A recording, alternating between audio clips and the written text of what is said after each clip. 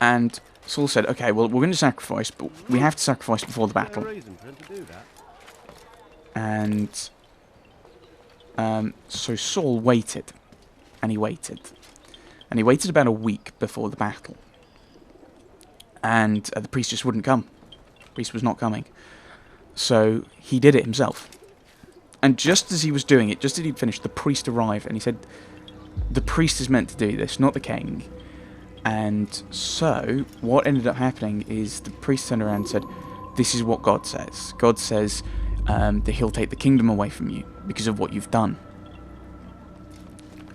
And Samuel, who was still around as a prophet, went and anointed David as the next king. And we're about to have a cutscene, so I will stop there. Ah, Altair. A little bird told me you'd be paying a visit. Al-Muallim has ordered the execution of Garnier de Naplouse, and so here I am. What can you tell me about him? He is the Grand Master of the Knights Hospitaller, and surely keeps his quarters in their district. Beyond that, I cannot say. I suggest you search the city. See what you can learn from the people. Tell me where they gather, and I'll see what I can find. The public gardens north of here, or what's left of them, are as good a place as any to begin. There's an abandoned market northwest as well that merits watching. And Maria of Jehoshaphat's church to the west remains a popular meeting place. These 3 locations should be sufficient for your needs. I appreciate the information, Rafiq. It will be put to good use. See that it is. Okay, so north, northwest, and east. So, there isn't anywhere to the east, is there? Yeah. So north, northwest, and I think he said east, didn't he? There's nothing to the east where I can't go anywhere to the east. Boo. Boo, I say. Boo. So let's do the rest of the viewpoints. So David. David is sometimes considered to be Israel's greatest king. Because during his I was going to say tenure, reign is the correct way of saying it. During his reign, Israel reached its largest borders. It had times of peace and prosperity, mainly due to the fact that David won a lot of battles and won a lot of wars. And yeah, that's kind of, it's kind of. I mean, this is the problem: is I don't want to spend too long on David, so I'm gonna. So that's it. He was king. He became king after Saul died. Where am I going? I need to go that way. Over this way. Up we go. Why are you so cruel? What have I done wrong? Please, someone do something. You dare steal in my presence? That will cost you your life. Die, thief. Let me go, please. Is someone mad? Like babbling. Please, someone do something. I should probably stop using these because I'll run out at some point.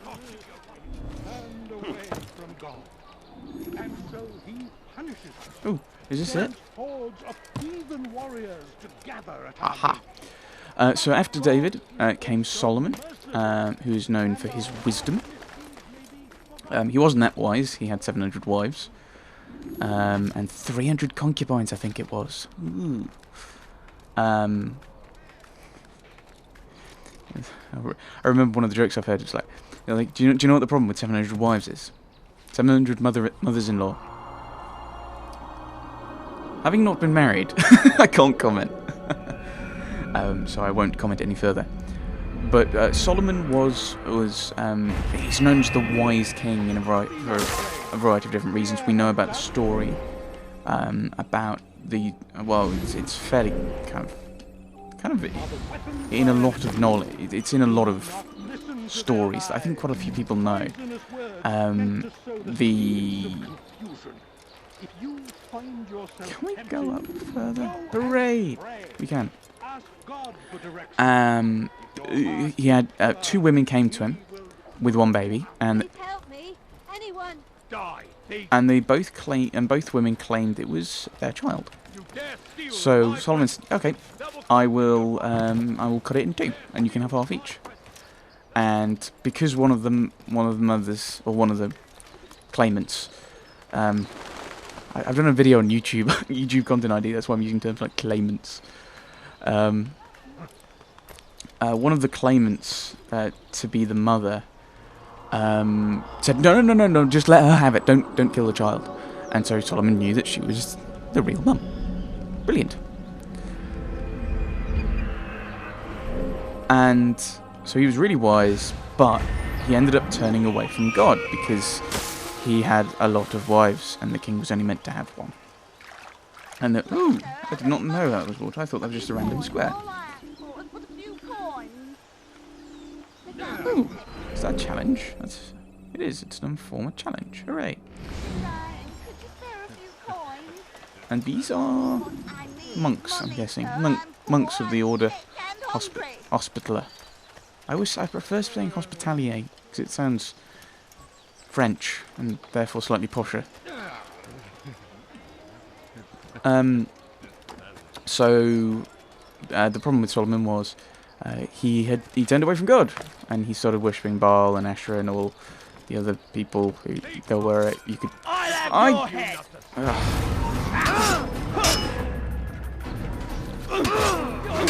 I countered that. Doing so well in the kingdom, and now I'm doing badly.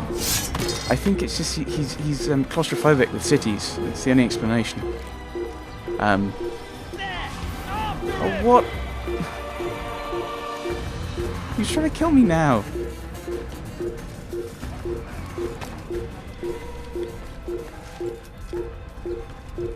I don't know why I'm wondering what to do. Let's just go in here. So, oh, they've got to give up, haven't they? So, God said that when Solomon died, the kingdom would be split in two. So you had the northern kingdom of Israel under Jeroboam, son of Nebat, I think it was, and you had the southern kingdom under Rehoboam, son of Solomon. And Jeroboam set up two golden calves, one in Bethel, the house of God, and one in Dan, which probably has a proper name, probably has a meaning to that name that I'm not aware of. And he said, "Here, O Israel, are your are your gods who brought you up out of Egypt." Sounds a little bit familiar, because that's what Aaron said at Sinai. This way. And so Israel became very idolatrous, so they turned to worshipping Baal, Asherah, the golden calves, all different things. I think they worshipped a silver calf as well, but I might be incorrect on that one. And so God said, you know, you're going to go into exile. If you're going to keep doing this, you're going to go into exile, because that was part of where am I going? That was part of what God said. It's like, you know what, if you follow the Ten Commandments I give you, and you believe in me, and you don't believe in other gods, you're going to have the Promised Land. If you don't, you will be exiled, and you'll be thrown out. And so Israel was thrown out. It was conquered by the Assyrians, led by King Shalmaneser, and that was in 722 BC. Where am I trying to get to? I'm trying to get up here somewhere. So what if I don't have any money. I don't have money. All I deal in is death. I can give you that if you want. Yeah, I didn't think so. And so Israel fell. I know. How do I get up here?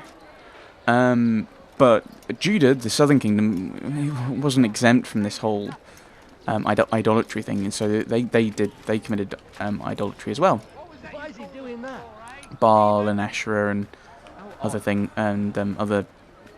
bits and pieces of stone or wood or whatever.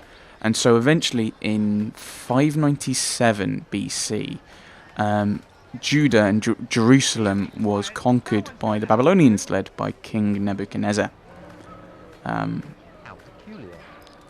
am I going to be going? He's gonna hurt himself. That was And when he pointless. does, I won't help him. Oh, thanks, whoever said that. Right. It's over that way.